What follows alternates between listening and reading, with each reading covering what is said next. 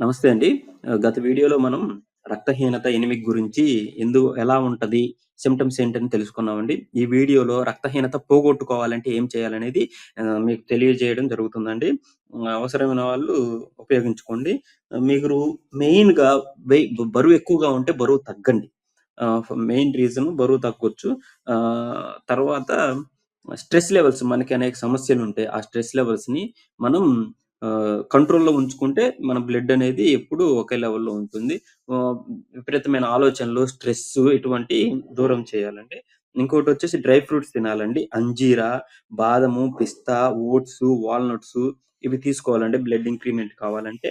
అలాగే మీరు ఆకుకూరకొచ్చేసరికి పాలకూర, చుక్కకూర, మునగాకు, గోంగూర వీటిని కూడా మెయింటైన్ చేయాలండి. అండ్ ఈ vitamin C foods for example మనకి సీజన్‌లుగా విటమిన్ సి ఫుడ్స్ వస్తుంటాయి.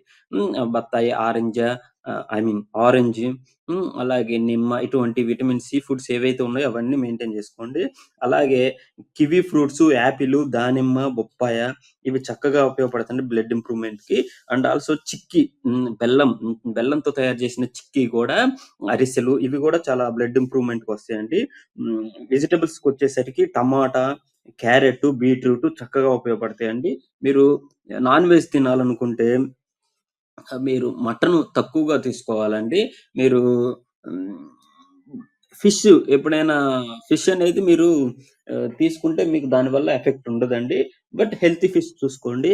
నాన్ వెజ్ విషయంలో మటన్ అనేది యూజ్ చేయకూడదండి. తక్కువ యూజ్ చేసుకోవాలి. మన బాడీలో ఫ్యాట్ ఎక్కువ వస్తుంటది మటన్ తినటం వల్ల.